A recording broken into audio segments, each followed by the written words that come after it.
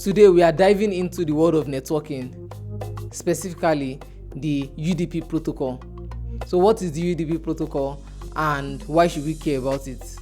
Let's find out together.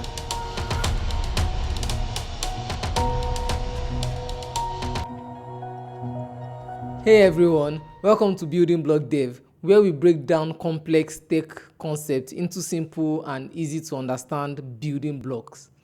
If you are new here, make sure to hit the subscribe button and don't forget to hit the notification bell so that you can stay updated with our latest videos. Today we are diving into the world of networking, specifically the UDP protocol. So what is the UDP protocol and why should we care about it? Let's find out together. UDP stands for User Datagram Protocol. It's a transport layer protocol. It's a protocol that operates in the transport layer, and it's also one of the core protocols in the Internet Protocol suite, the IP suite. If you need more information about the IP, check the description below. I've linked a video to it. The UDP is a simple protocol built on the Internet Protocol, and the way it's designed, it allows for quick and straightforward delivery of your data, but it does not guarantee delivery, and there's nothing like sequential data and things like that. The typical use cases for UDP includes things like video streaming or gaming, where you can afford to lose some packets of data. You can drop some frames and everything will still work, so far it gets to its destination as quick as possible. So things like video streaming, voice calling, gaming and all, so you typically will use UDP. The good thing about the UDP is that it has very little overhead as compared to the TCP, and also while using UDP you don't need any prior communication, so you don't need to talk to the server before actually starting communication, like having a TCP handshake and all. You don't need to get an authorization before communication, so you can just begin communication by sending your packet to the server. So now we might ask, what's the difference between UDP and the IP? So when you are using the IPv4, that's the Internet Protocol version 4, you typically have two sections in your IP packet. You have your IP header and you have your data section.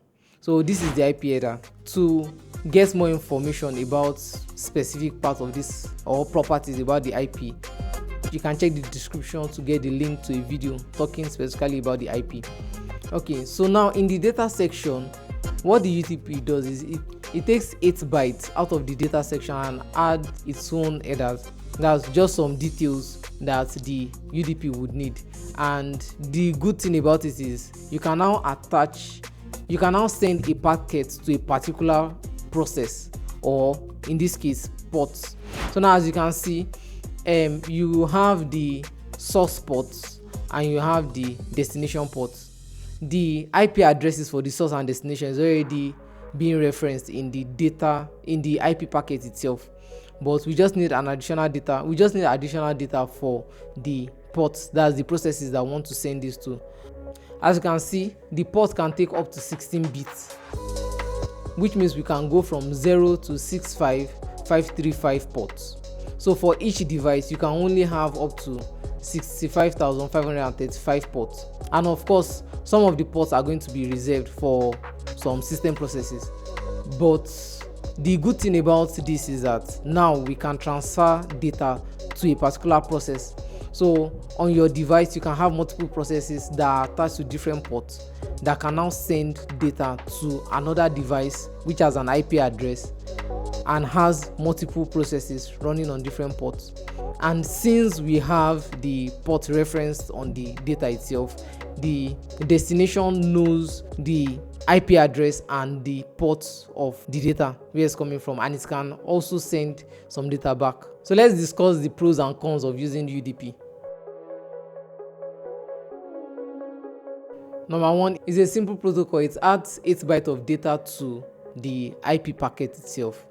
The header size is small and is constant. It's always 8 bytes.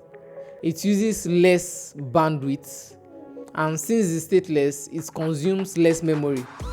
It also has a low latency, since we don't need things like handshake or storing states or trying to organize the data. That's making sure the data is ordered. In the UDP, you are not guaranteed any other, and you are not even guaranteed delivery. So you don't need much overhead processing cost. Let's talk about the cons of using UDP. The first con is no acknowledgement. So any server, any device can communicate with a server that accepts UDP. So they don't need any prior acknowledgements and all. So which means that you can flood a UDP server with a lot of UDP requests. Some other cons include no guaranteed delivery, no guarantee of order. These are also its pros, but there are also cons for some particular use cases, or for many use cases rather. And also no congestion control. So to wrap everything up, the UDP is a very simple protocol. It has very little overhead and would ensure that your data transfer is fast, but we don't have any guarantee that the data is going to reach its destination and the order will be preserved. And the typical use cases for the UDP are in cases where you don't mind dropping some packets, things like video streaming, voice call, and for some gaming use cases.